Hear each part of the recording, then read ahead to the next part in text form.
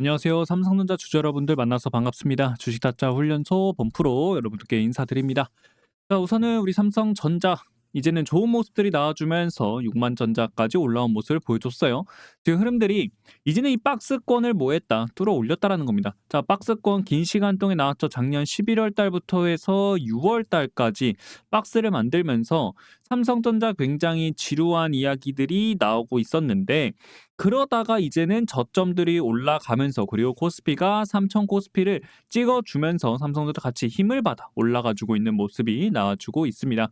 하지만 삼성전자 결국에 더 강하게 올라가려면은 결국 HBM 이라는 이 반도체를 엔비디아한테 공급을 확실하게 해주는 게 가장 중요하다라고 볼 수 있는데, HBM 시장에서는 확실히 SK 하이닉스한테 많이 밀리는 모습을 보여주고 있어요. 그렇기 때문에 주가가 SK 하이닉스처럼 강하게 올라가지는 못하고 있는 모습들이 나와주고 있습니다. 자, 그렇다고 해서 삼성전자가 완전히 올라가지 못하냐? 그건 아니에요. 이제 출발을 하기 시작을 했고, 지금 상황 속에서 그럼 왜 더 모두 올라가지 못하고 저항을 받고 있는가에 대한 내용들을 말씀을 드릴 거기 때문에 여러분들 오늘 영상 꼭 끝까지 시청을 해주시길 바라고요. 영상 시청 전에 구독하고 좋아요 한 번씩만 꼭 눌러주시고요. 댓글로 우리 삼성전자 6만 전자까지 왔으니까 한번 시원시원하게 이번 기세를 모아서 10만 전자, 이번엔 한번 가보자. 댓글로 10만 전자라고 댓글 한 번씩만 꼭 남겨주시길 바랍니다. 자, 그러면 지금 가격 구간에서 왜 저항을 받고 있느냐라고 봤을 때, 최근 박스권을 이탈을 했을 때, 그죠? 이탈을 해서 위로 올라가 줬을 때 저항을 받고 내려온 가격 구간대가 있습니다. 이 가격 구간대가 어디예요? 6만 1,000원이요. 6만 1,000원짜리. 자, 6만 1,000원짜리를 찍고 나서부터 아래로 내려왔는데, 그 전에도 한번 어디였다?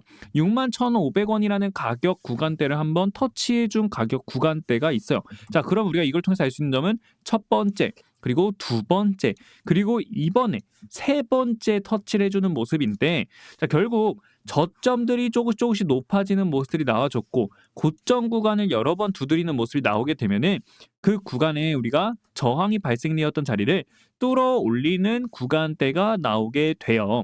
그러면 지금 현재 어떻게 되고 있다? 저점들이 높아지고 있고, 우리가 지금 세 번째를 건드리기 때문에 이번만큼은 뭐가 될 가능성? 돌파를 해줄 가능성이 굉장히 높다라고 볼 수 있고, 그러면 지금은 왜 여기 240 장기 이평선에서 강력한 저항을 받는 모습이 나와주고 있다라는 거예요.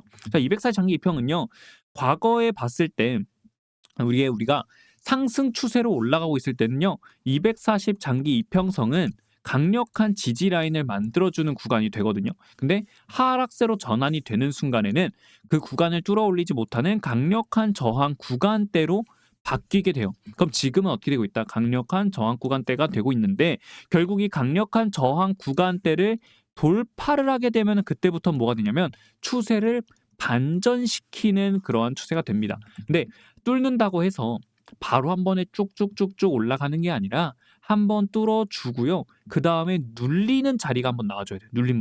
눌림목 자리가 한번 나와줘야 됐다. 자, 우리가 삼성전자도 여기 뚫어 올릴 때 보시게 되면은 첫 번째 우리가 여기 박스 구간 있죠. 57,800원짜리를 뚫어 올릴 때도 뚫어 올리고 나서 어떻게 해요? 한번 눌러줬죠.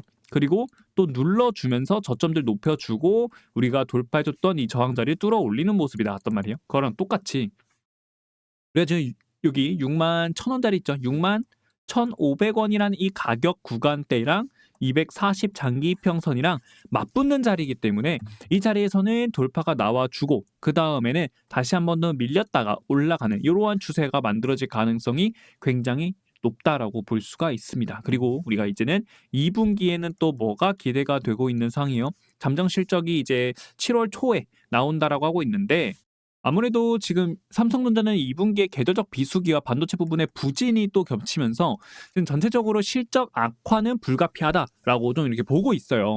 하지만 하반기에는 고대역폭 메모리 공급 확대 등 실적이 어느 정도 반등을 할 것이다, 이러한 이야기가 또 나오고 있는 상황이기 때문에 이번 실적이 부진하게 나온다 하더라도 2분기는 이제보다 저점론이 좀 이야기가 많이 나오고 있는 상황이에요. 그렇기 때문에 2분기에서는 어느 정도 우리가 부진할 거다라는 걸 예상을 하고 있기 때문에 실적이 부진하게 나와도 거기가 보다 저점이 될 가능성이 굉장히 높다라는 이야기가 나오고 있다는 겁니다. 자, 그러면 저점이 되는 구간에서 우리 주가가 6만 1,500원대로 머물러 있는 상황이기 때문에 앞으로 올라갈 수 있는 자리는 굉장히 많다라고 볼 수가 있는 거고, 그리고 삼성전자는 뭐 로봇이라든지 그리고 뭐 유리기판이라든지 다른 분야에도 지금 투자를 많이 해 주고 있는 상태예요. 그렇기 때문에 다른 쪽에서 인제 수익이 많이 잘 발생이 되는 구간이 나오게 된다라고 하게 되면은 삼성전자가 그거에 맞춰서 지분을 갖고 있기 때문에 같이 또 수익을 가져오게 되고, 그리고 주가도 같이 올라갈 수 있는 그러한 상승 동력이 충분히 될 수 있다. 요렇게 지금 보고 있는 상황이라고 보시면 될 것 같아요. 그래서 우리가 기사를 보게 되면은 인공지능 AI 성장과 더불어 급부상한 고대역폭 메모리 HBM 분야에서는 삼성전자는 다소 저조한 실적이 예상이 되는 반면 SK 하이닉스는 또다시 분기 최대 실적 경신이 가능할 거다라는 이야기가 나오고 있습니다. 확실히 HBM 같은 경우에는 거의 엔비디아 아니죠. SK 하이닉스가 엔비디아에 독점적으로 거의 납품을 한다라고 보시면 돼서 하이닉스가 주가가 엄청 올라가고 있어요. 그런 반해 우리 삼성전자는 7월 초 2분기 잠정 실적 발표를 하고 있고, 그리고 최근 1개월간 발표된 증권사 실적 전망 집계한 결과 삼성전자 2분기 연결 기준 영업이익 추정치는 6조 2,759억 원이다라는 이야기가 나오고 있다. 확실히 작년 2분기에 비해서는 좀 안 좋은 감소된 그러한 수준을 좀 보고 있다라고 하고 있는데, 하지만 그럼에도 불구하고 하반기에는 고대역폭 메모리 공급 가능성 확대 등으로 인해서 실적 이전의 반등이 될 수 있다. 이러한 이야기들도 나오고 있고, 그리고 여기 보세요. 엔비디아와 HBM3E 12단 공급에 대한 논의까지 나오고 있다라는 겁니다. 자, 엔비디아의 본사를 찾아서 블랙웰 울트라양 고대역폭 메모리 이제 HBM3E 12단 공급을 타진을 했고, 최근에 AMD 납품에 성공한 자신감을 바탕으로 엔비디아의 문을 두드리고 있다라는 이야기가 나오고 있습니다. 여기 삼성전자가 HBM3 12단 납품을 공식화한 바가 있기 때문에 이제는 엔비디아도 뭐예요? 삼성전자 HBM3 12단에 대한 의심도 뭐하고 있다? 사라지고 있는 중이다라고 볼 수가 있다라는 겁니다. 그렇기 때문에 삼성전자는 내년에 대량 공급이 가능하다라는 그러한 점을 좀 강조했다. 이렇게도 보고 있다라는 거예요. 자, 그러다 보니까 여기 있죠. 블랙웰 울트라는 내년은 물론 내후년까지 지속적인 수요를 보여줄 전망인데, 보시면은 이러다 보니까 이제 엔비디아가 이제 어디랑 또 하게 될까 요런 거를 좀 고민을 하고 있는 그러한 상황인 것 같아요. 아무래도 같은 모델인데 가격적으로 저렴한 모델을 이제 엔비디아도 사고 싶어 할 거 아니에요. 그렇게 지금 SK 하이닉스, 마이크론, 삼성전자 이렇게 또 기업이 세 개가 또 경쟁을 하게 되면은 결국에는 뭐 한다? 가격적인 문제로 인해서 엔비디아는 기분이 좋을 거예요. 좀 더 저렴한 구간에서 사고 싶을 거니까. 그러다 보니까 이제 삼성전자가 HBM3 12단을 제3의 납품사로 등장을 했기 때문에 뭐 할 수 있다.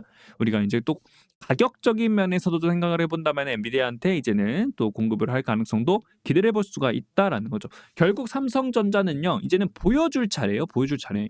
삼성전자는 이제는 증명을 해줘야 되는 단계다라고 보시면 될 것 같아요. 그렇기 때문에 결국 증명만 해준다라고 하게 되면은 외국인과 그리고 기관들도 다시 한번 더 강하게 많이 들어와 주는 모습을 보여줬다라고 생각해 볼 수가 있다는 겁니다. 자, 그러면 투자 매매 종합을 한번 보도록 하겠습니다. 기관이 3일 연속 순매수세로 지금 전환이 되어 있는 상태고, 그리고 기관 투자라든지 보험, 투신, 이렇게 은행, 기타 법인 등 다시 매수세에 계속 가져가 주고 있는 모습 보여주고 있고요. 다만 개인들은 어느 정도 매도세가 살짝 나와주고 있는 모습을 보여주고 있지만, 결국 개인들도 지금은 뭐하고 있다? 이미 아래 구간에서 많이 매수를 줬기 때문에 더 올라가는 구간에 그때 매수 들어올 가능성이 굉장히 높을 거예요. 지금은 그러면 외국인과 기관들이 매수를 위주로 해주면서 주가를 다시 끌어올리려고 하는 움직임들이 슬슬 나오고 있다라는 것을 우리는 알 수가 있다는 겁니다. 지금 외국인과 기관들이 삼성전자를 사고 있다? 외인은 원래 계속 매도를 하고 있었어요.